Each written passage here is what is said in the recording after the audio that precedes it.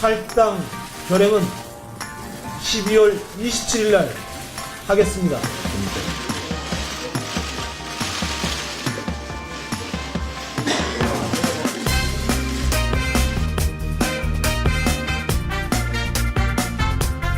뭔가 세상에 이로운 일을 하고 싶다라는 생각을 하고 들어왔는데 지금 새누리당 안에서 그것이 어렵겠다라는 생각을 하게 됐습니다. 그런데 이제 비례이다 보니까 자진 탈당을 하게 되면 의원직을 상실하게 되고 결국은 이제 좀 타의적에 의한 출당을 기다려야 되는 그런 좀 방어적인 태세밖에 취할 수 없다는 것이 사실 한편으로는 조금 많이 아쉽기도 하고 또 두렵기도 합니다만. 근데 방어적이라고 말씀은 하셨지만 네. 사실은 유일하게 비례대표로서는 탈당자 명단에 네. 이름을 올리지 않으셨습니까? 그것 때문에 이제 포털에서도 이름이 많이 오르내렸었는데 저는 새누리당에서 출당 조치를 당하든 그렇지 않던 제가 정치를 하는 데 있어서 제 어떤 정체성이나 이념에 대해서는 분명하게 선을 그을 필요가 있다는 생각을 하게 됐고 비례대표로 이제 입성을 하실 때 네.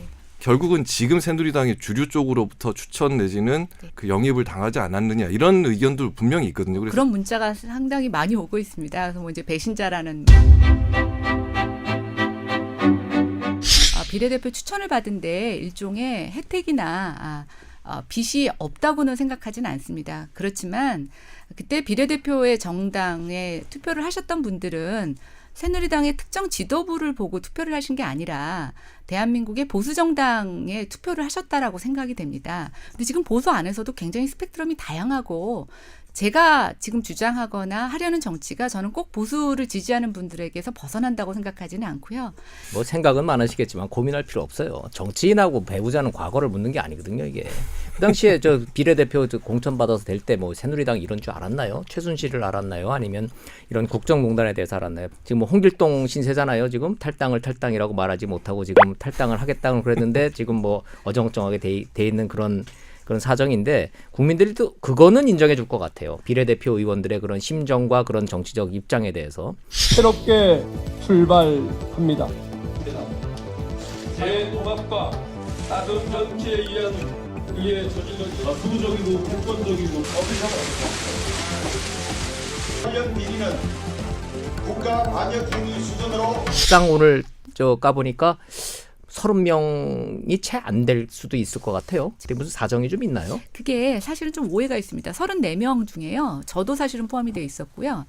그 중에는 사실은 이제 친박 지도부한테서 보내서 오셨다고 표현하기는 좀 어렵지만 와서 탈당을 조금 말리려고 의견을 개진하러 오신 분들이 한 서너 명 참석하셨던 있으셨어요. 분들 네, 중에? 근데 이제 밖에 나와서 기자들이 카운팅할 때 그분들까지 다 같이 아울러서 한 34명이라고 잡히고 있는 것 같고요. 비박 신당이 개혁. 약칭은 뭐죠? 개혁 보수 신당. 개혁 보수 신당인데 그거 가지고도 얘기가 좀 약칭이 나와요. 어렵더만요. 네. 네. 이 근데 약칭을 개혁신당으로 생각을 하고 계시는 것 같은데 이미 벌써부터 네티즌들 사이에서는 개보신당 아니냐. 네. 이러면 너무 이렇게 조롱하듯이 저는 안 불렀으면 좋겠다고 생각해요. 좀 힘들어도 그냥 그 사람들이 원하는 대로 불러주면 좋겠다고 생각하는데 왜냐하면 감사합니다. 제가 열린우리당 경험이 있어서 그래요. 아, 예. 굳이 새누리당 쪽에 계신 분들은 여루당 이런 게 있어서 여기 이러면 그 안 돼. 분당의 그 경험이 그럼요. 저한테 아주 그냥 뼛속까지 그러니까. 박히네요.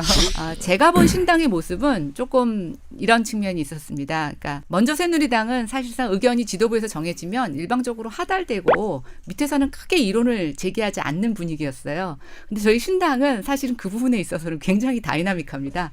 일단 정해져서 내려가는 것을 별로 좋아하지도 않고 대신 안에서 약간 분열처럼 보이기는 하지만 굉장한 토론이 있습니다. 제가 지금 속해 있는 정당이 당내 문제 때문에 혼란을 오랫동안 겪었던 정당이기 때문에 사실은 뭐 남의 일 같지는 않죠. 그리고 약간 좀 악담 비슷하게 하자면 빨리 분화된 게 갈라선 게 좋은 선택이라고 저는 봐요. 수구 보수와 개혁 보수로 저는 나뉘는 게 역사의 순리에 맞다고 봐요. 그래서 개혁 보수가 따로 떨어져 나와서 보수도 양당 체제로 가고 두 당으로 가고 진보도 두 당으로 가면 이게 이제 원내로 보면 4당 체제가 되는 거잖아요. 88년 총선 이후에 그때는 이제 뭐 민정당이 있었고 그다음에 DJ당이 있었고 YS당이 있고 JP당 쉽게 말하면 그런 네 당이었고 지역당이 있었죠. 이분들이 다 지역 기반을 다 갖고 있었어요. 그렇죠. 그 네 분이 다 대선 후보이거나 대통령이었단 말이죠. 근데 지금은 요 4당 체제가 되더라도 지역 기반이 없어요.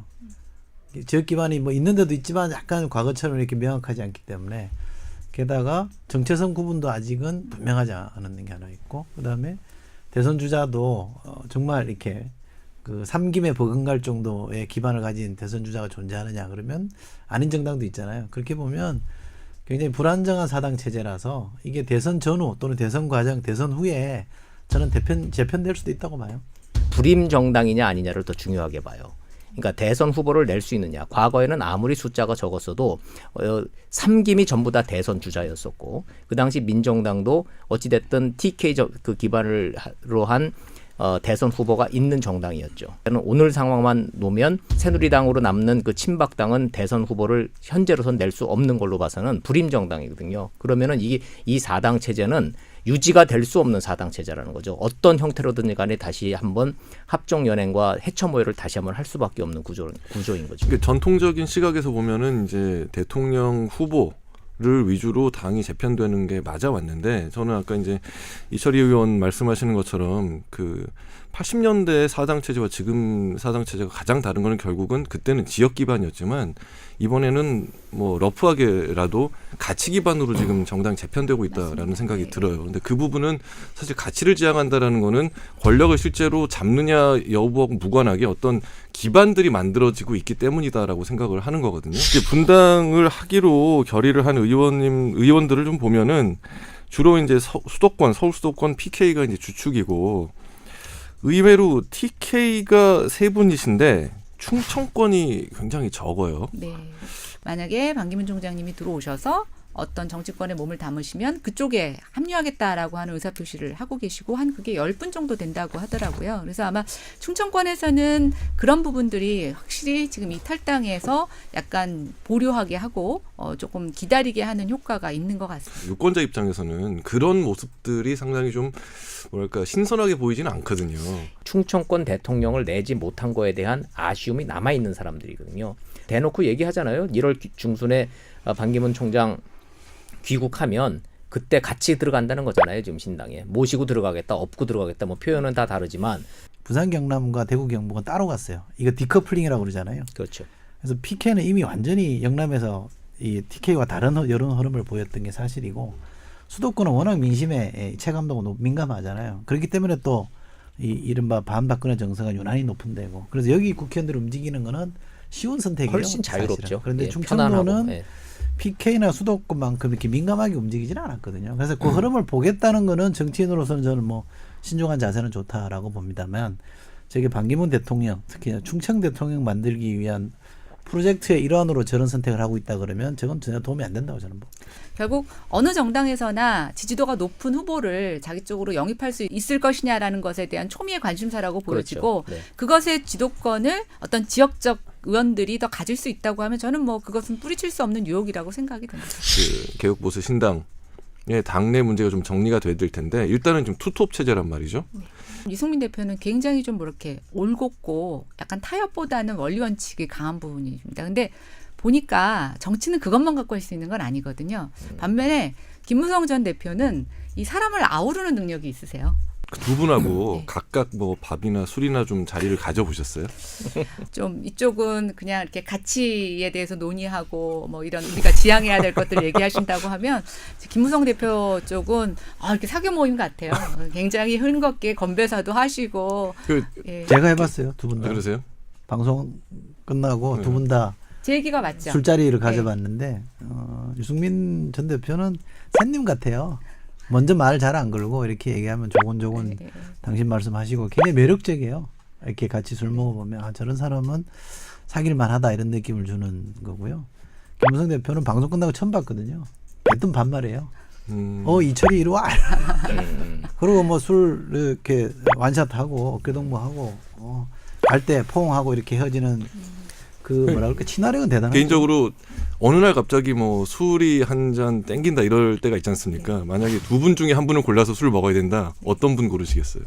저는 비주류인데요. 술을 안 먹거든요. 다음 시간에는 보다 좀 재미있는 얘기로 찾아뵙겠습니다. 앞으로도 많은 관심과 애청 부탁드리고요. 오늘은 여기서 인사드리겠습니다. 감사합니다. 고맙습니다. 감사합니다.